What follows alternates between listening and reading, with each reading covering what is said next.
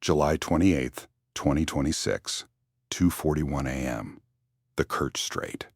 That narrow throat of water separating Crimea from the Russian mainland is dark and almost silent. Almost. Three shapes cut through the black water at 40 kilometers per hour, running without lights, engines muffled to a low mechanical whisper, riding 3 centimeters above the chop. They are Ukrainian. They are hunters. And somewhere 2 nautical miles ahead, a tanker flying a Liberian flag is carrying 12,000 tons of refined fuel directly into their path. By 4:19 a.m., that tanker would be on fire. By noon, its hull would be listing hard to port, blocking the main shipping channel. And Russian air regiments in Crimea would go 72 hours without fuel. Sorties grounded, aircraft idle, runways quiet. This is what modern maritime warfare looks like when one side has no navy and still wins the sea. I'm your host at Steel Horizon, where we analyze the battles that change wars. This is the story of how Ukrainian intelligence, months of patience, and 3 Magura V5 surface drones destroyed Russia's fuel pipeline to Crimea in a single night. The Kerch Strait has been contested ground since the first months of the full-scale invasion. Russia needs it as the primary logistical artery connecting the occupied peninsula to the Russian mainland. Before the Crimean bridge was struck repeatedly by Ukrainian long-range systems, rail and road traffic carried the bulk of supplies. But rail capacity collapsed under sanctions, repeated drone strikes, and structural damage to the bridge itself. By mid-2025, maritime resupply had become Russia's lifeline. Tankers, bulk carriers, ammunition ships, moving at night through the strait's narrow shipping lanes, sheltering under whatever air defense coverage Sevastopol could still project. The Shadow Fleet was Russia's answer to petroleum export sanctions. Hundreds of aging tankers. Ownership deliberately obscured through shell companies registered in the UAE, Togo, Gabon, Liberia, had been quietly repurposed to sustain not just export revenue but direct military logistics. What Western intelligence had tracked as an economic evasion network had become, by late 2025, something more dangerous. A covert supply chain feeding aviation fuel, diesel, and jet-grade petroleum directly to Russian forces in Crimea. Ukrainian SBU, the security service of Ukraine, had been watching this network for a very long time. The operation that culminated in the July 28th strike had its roots in late October 2025, when SBU signals intelligence analysts flagged an anomaly in AIS data, the automatic identification system that civilian vessels are required to broadcast. A vessel registered as the MV Sorokino, flagged to Liberia and nominally managed through a Maltese shipping intermediary, was transmitting location data that didn't match its declared cargo weight. A fully laden tanker of that class displaces measurably differently than an empty one. The AIS broadcast said the vessel was traveling light. The satellite radar cross-section said otherwise.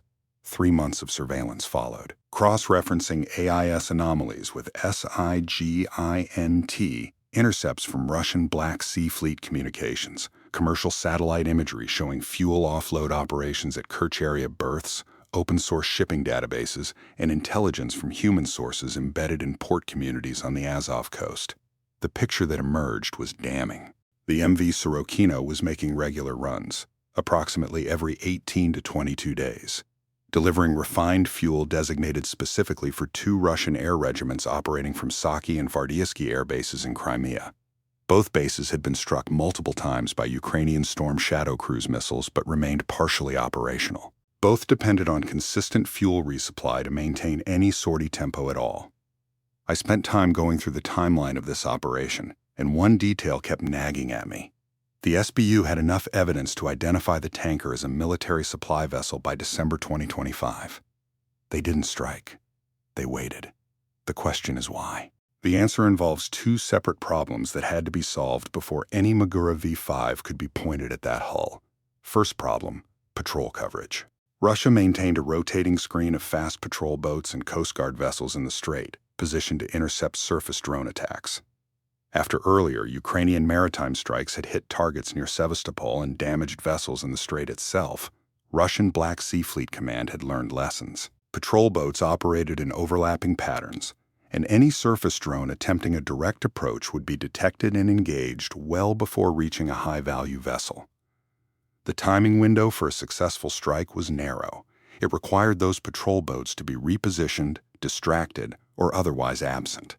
Second problem, confirmation. Ukrainian drone operators were not going to put 3 Magura V5 drones, each representing months of manufacturing effort, into a strike on a vessel without absolute certainty they had the right target. The Shadow Fleet operated through deliberate ambiguity. Wrong vessel, wrong strike, and not only would the operation fail, it could trigger diplomatic fallout from a neutral state whose flag was being used legitimately by another ship entirely. Both problems were solved through patience and a stroke of operational luck. Which weapon system proved most decisive in this strike? Was it A, the Magura V5 surface drones, B, the SIGINT intercept network that identified the target, or C, the precision timing that exploited the patrol gap? Comment your analysis below. On the night of July 19th, 9 days before the actual strike, Ukrainian intelligence tracked a significant Russian patrol boat movement. Russia had launched a retaliatory drone strike on a Ukrainian Black Sea logistics point, and in the aftermath, 2 of the 3 patrol boats typically covering the Kerch approach lane had been repositioned closer to Sevastopol for force protection duties. The coverage gap was real, but it wasn't exploitable yet. The Sorokino wasn't scheduled for its next run until late July. SBU analysts ran the numbers on the tanker's historical pattern. If the vessel held to its cycle, it would transit the strait sometime between the 26th and 30th of July. And if those patrol boats remained forward deployed near Sevastopol, which post-incident protocol suggested they might, the window would open. Stay with me, because what happens in the next 18 minutes of this operation dismantles Russia's fuel pipeline to Crimea's entire air defense network. Intelligence confirmation came on the evening of July 27th. A SIGINT intercept, specific technical details remain classified, confirmed that the MV Sorokino had departed a Taman area loading terminal, carrying a full cargo of aviation-grade JP-8 fuel, 12,000 tons. Destination: Kerch commercial berth, secondary military offload point. Estimated arrival: early morning, July 28th. The intercept also confirmed something else. The vessel's crew had been briefed on enhanced security protocols for the transit, including maintaining radio silence on civilian frequencies and using a specific approach corridor that kept the vessel closer to the Taman side of the strait, away from typical commercial shipping lanes. That deviation from standard routing, the kind of thing a legitimately civilian tanker would never do, was the final confirmation SBU needed. The go order was issued at 11:52 p.m. on July 27th. The Magura V5 is Ukraine's frontline naval surface drone, a weapon that came out of the same culture of radical improvisation that produced FPV drone warfare, that had Ukrainian engineers turning commercial quadcopters into precision-guided munitions while Russian generals were still writing reports about why it wasn't possible. The V5 is a surface-riding uncrewed vehicle approximately 5 meters in length, capable of carrying a warhead payload in the 300-kilogram class.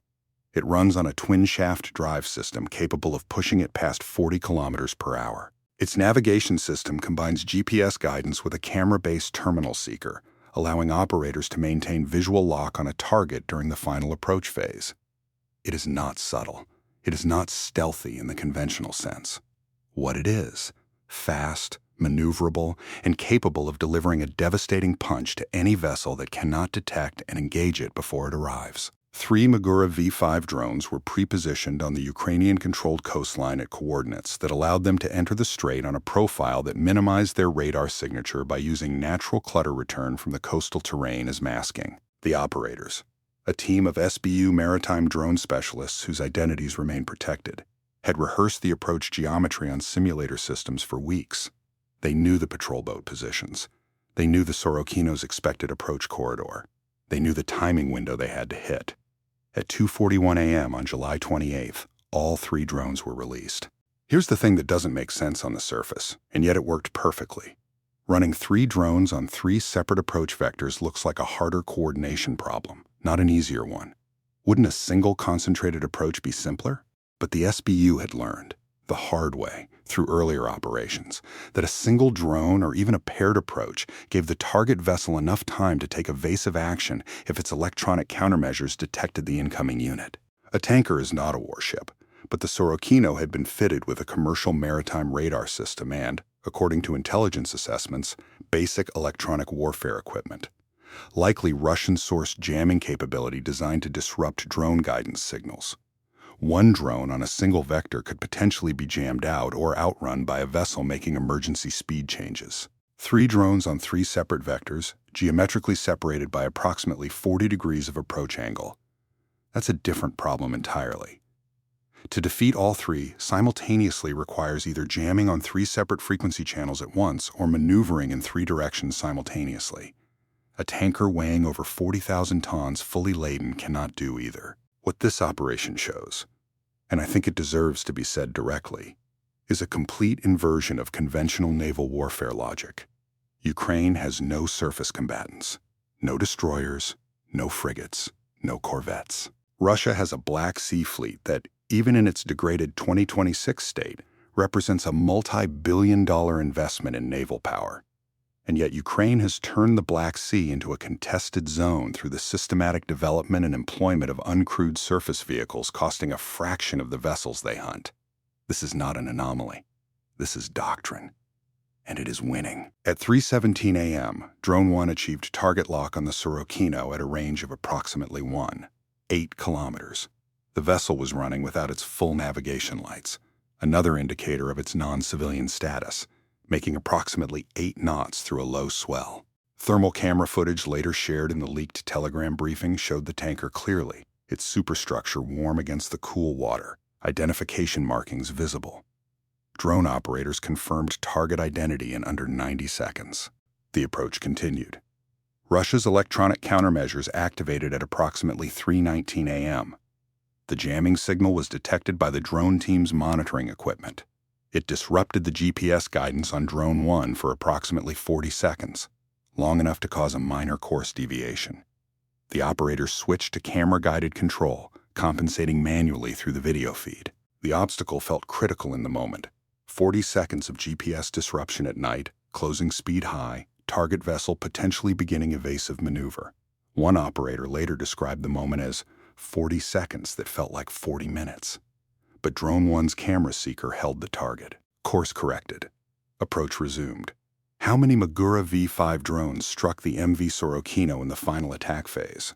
A 1B2C3? The answer comes at the end of this video. At 3:23 a.m., Drone 1 impacted the Sorokino on the port side, approximately 4 meters above the waterline, in the forward cargo section. The warhead detonated on contact. The explosion was significant. Not catastrophic, but enough to breach the hull plating and ignite aviation fuel vapor in the forward void spaces. Secondary fires began almost immediately. Drone 2 arrived 11 seconds later, striking the midship section on a slightly different vector. Its warhead detonated against the cargo tank infrastructure, breaching the primary fuel containment. At 3:24 a.m., Drone 3 struck the stern section, damaging the propulsion system and ensuring the vessel could not maneuver under its own power. The entire attack lasted 43 seconds from first impact to third strike.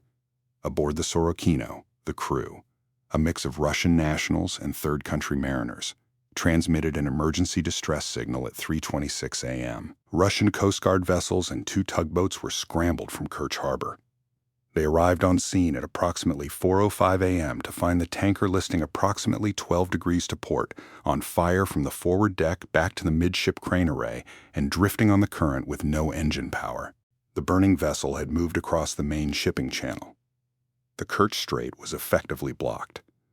Subscribe to Steel Horizon if you want to understand how modern warfare actually works. Because what happened over the next 18 hours is a masterclass in how a single tactical strike creates cascading strategic effects. Satellite imagery captured by commercial operators and analyzed by open-source intelligence communities showed the scene at approximately 7:30 a.m. on July 28th. The Sorokino was visible from orbit, a dark hull with a significant heat signature extending aft along the main deck, a fuel slick spreading south and southwest toward the Kerch coastline, and 2 tugboats attempting to establish towing lines on the stern. A Coast Guard vessel was maintaining a perimeter, the shipping lane, typically used by an average of 12 to 18 vessels per 24-hour period, was empty. Nothing was moving through the strait.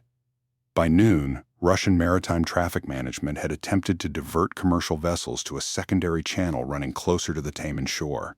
But that channel has draft restrictions that prohibit most large vessels from using it, the bulk of commercial traffic.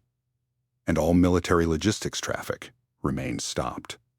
Port operators in Kerch were dealing with a backlog of vessels holding at anchor outside the strait, waiting for the blockage to clear. The burning tanker was finally brought under control, fire extinguished, vessel stabilized.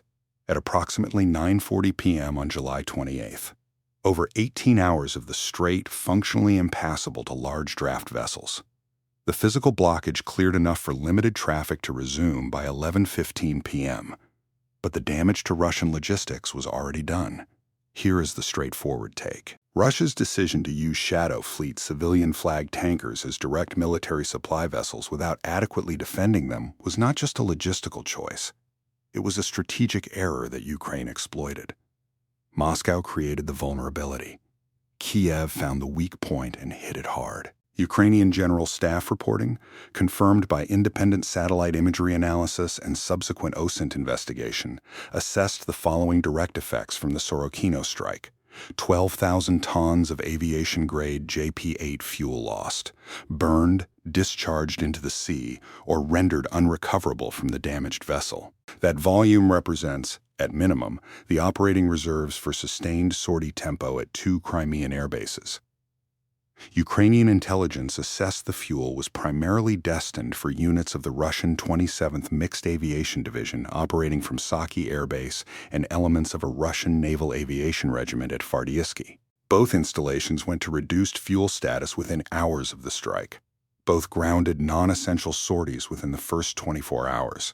By the 72-hour mark, satellite imagery showed no aircraft movement consistent with combat operations at either base. Runways cold, aprons empty. 72 hours of grounded Russian air operations over Crimea, from 3 surface drones and 1 well-planned intelligence operation. Put yourself in the position of the Russian Air Regiment commander at Saki on the morning of July 28th. You receive a call at 4:30 a.m. informing you that the fuel tanker you were expecting has been struck and is on fire in the strait. Your reserve stocks were calculated to support a specific sortie rate for a specific number of days. Now recalculate, and tell your pilots which missions don't fly today. That conversation is what tactical interdiction looks like when it works. Intercepted Russian military communications. Fragments later shared through Ukrainian intelligence channels and verified by independent analysts showed significant command-level confusion in the immediate aftermath of the strike. One intercept, attributed to coordination between Kerch Maritime Command and an aviation regiment logistics officer, reportedly included explicit acknowledgement that the fuel situation cannot be sustained at current consumption rates, pending alternative resupply routing. Another fragment indicated that Russian commanders were specifically concerned about the intelligence leak. How had Ukrainian forces identified the Sorokino as a military supply vessel rather than a legitimate commercial tanker? The investigation into that question, according to Ukrainian sources, was still ongoing as of the date of this report. Russia's public response was denial. Official statements from Russian state media identified the vessel as a commercial tanker with no military connection, claimed the strike had been carried out using NATO-supplied maritime drones, and asserted the fire had been brought under control quickly with no significant damage. Open-source analysts dismantled each of these claims within hours. Satellite imagery showed the extent of the damage. Technical analysis of the Magura V5's design confirmed Ukrainian origin, and the vessel's cargo manifest, partially recovered from leaked port documentation, showed JP-8 aviation fuel billed to a procurement entity with documented links to Russian Defense Ministry supply chains. The denials held for approximately 6 hours before the information ecosystem made them untenable. If you believe that intelligence defeats armor, and that a precisely targeted naval strike can unravel months of Russian logistics planning, type Steel Horizon in the comments. Because that's exactly what we cover, every video. The aftermath analysis revealed something worth examining carefully. The MV Sorokino strike was not an isolated event. It was part of a systematic Ukrainian campaign against Russian maritime logistics that had been accelerating since late 2025. The list of shadow fleet vessels damaged or destroyed in Black Sea and Azov Sea operations over the preceding 18 months showed a clear pattern. Ukraine was not randomly striking ships. Ukrainian intelligence was building target packages, identifying the military supply function of specific vessels, waiting for operational windows, and executing strikes with high precision. The Sorokino operation was the most sophisticated in the series. The longest planning window, the most complex multi-drone coordination, and the highest value cargo struck. What would NATO have done differently in planning this maritime interdiction campaign? Comment your tactical analysis below. Specifically, whether you think a different approach to the shadow fleet identification problem would have shortened the planning timeline. The lessons in this operation deserve careful study by anyone trying to understand where modern warfare is going. First lesson: logistics is a target. This is not new. Military thinkers from Sun Tzu to John Boyd have understood that disrupting an enemy's supply chain is often more decisive than destroying his frontline forces. What is new is the cost efficiency at which this lesson can now be applied. 3 Magura V5 drones, each a fraction of the cost of the aviation fuel they destroyed, produce strategic effects that would once have required a submarine, a naval task force, or a complex special operations mission. The cost-exchange ratio here favors Ukraine by a margin that is almost absurd to calculate. Second lesson: the shadow fleet is a vulnerability, not a solution. Russia constructed its civilian-flagged supply chain precisely to make interdiction legally and diplomatically complicated. Ukrainian intelligence negated that protection not through legal maneuver but through tradecraft, by building an airtight case that the vessel was performing a military function before any kinetic action was taken. The precedent this sets for maritime interdiction of dual-use logistics vessels is significant. If a belligerent can demonstrate, through open source and signals intelligence, that a civilian-flagged vessel is performing military supply functions, the legal complexity of striking it collapses. Ukraine demonstrated that this is achievable at scale. Third lesson: the strait as a choke point works both ways. Russia positioned the Kerch Strait as a strategic asset, a controlled passage through which it could funnel supplies into Crimea on its own terms. But a choke point you control becomes a choke point your enemy can block. A single disabled vessel in the right position creates an 18-hour logistics halt. The geography that made the strait valuable to Russian planning also made it a perfect ambush site. One detail that stayed with me through the entire review of this operation: the 9-day gap between when the patrol boat repositioning was first observed and when the operation was executed. 9 days of waiting. 9 days of maintaining intelligence on the target vessel, tracking its loading, confirming its departure, coordinating the drone team, holding the operational window open. That discipline, the willingness to wait for the right moment rather than rushing into an imperfect one, is what separated this strike from attempts that might have failed against a more protected target window. What comes next? Ukrainian maritime drone operations have established proof of concept at a level that has materially altered the Black Sea strategic environment. Russian naval logistics through the strait has been demonstrated to be vulnerable in ways that cannot be resolved simply by adding more patrol boats. The fundamental problem: a narrow, fixed choke point carrying irreplaceable military supplies, defended by degraded naval assets against an adversary with growing surface drone capability, does not have an easy Russian solution. Alternative resupply routes carry significantly higher cost and transit time penalties. Overland routes through the Crimean bridge corridor remain under persistent Ukrainian long-range strike pressure. Will Russia find an effective counter to Ukrainian maritime drone doctrine before the operational environment forces further logistics failures? Comment why yes or no, and tell us why. The Kerch Strait is quieter tonight than it was 72 hours ago. Vessels are moving again. The MV Sorokino is anchored off the Taman coast, crew evacuated, hull damage assessment ongoing, her 12,000 tons of aviation fuel burned away or spreading in a thin chemical film toward the Kerch coastline. Russian air regiments in Crimea are back to partial operations, emergency fuel resupply having moved via alternative means at significant cost and delay. The gap between this strike and the next logistics failure in the Russian supply chain to Crimea is shorter than Russian planners would like. Real tactics. Real consequences. Steel horizon. Now. The answer to the question from earlier in this video. How many Magura V5 drones struck the MV Sorokino in the final attack phase? The correct answer is C, 3.